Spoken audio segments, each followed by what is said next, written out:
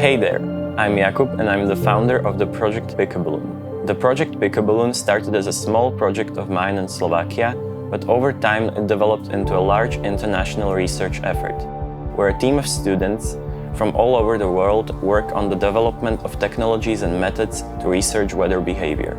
We accomplish this thanks to our ultralight probes, which can fly for very long periods of time and collect atmospheric data. In this video, we will take you through the whole life cycle of our probes, starting with the design and ending with the launch and data analysis.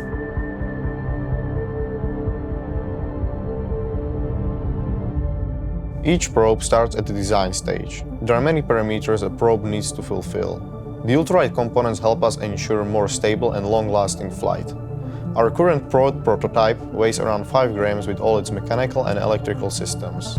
Along with this, they need to be of low cost and easy to manufacture.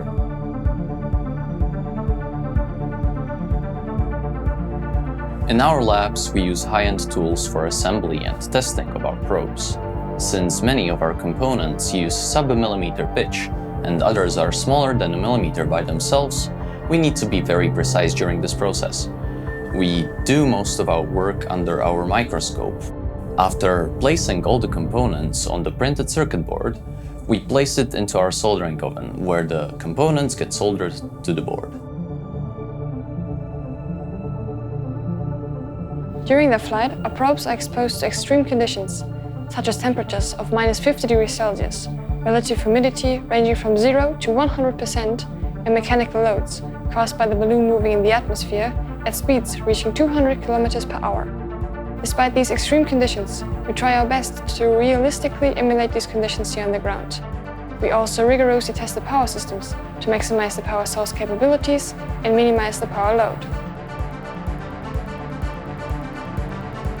Our team not only develops the probe hardware, we also design and manufacture the balloons themselves.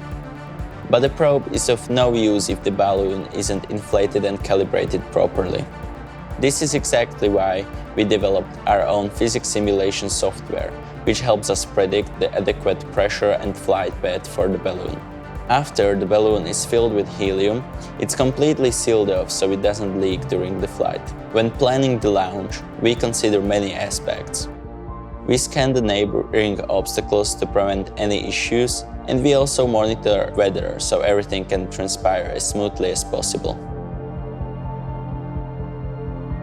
If everything goes according to our checklist, we can finally launch the balloon.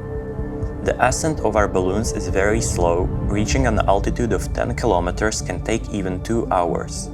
Our balloons float at this altitude for several days or even weeks, while the newest models should stay afloat for months.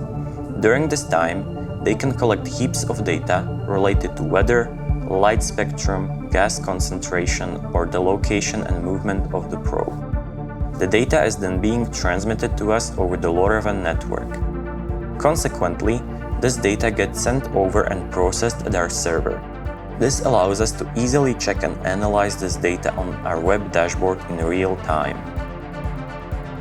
As you have seen, designing, manufacturing, testing and launching of our balloons takes a lot of effort.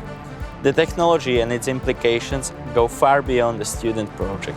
We won't stop improving our technology and exceeding our expectations.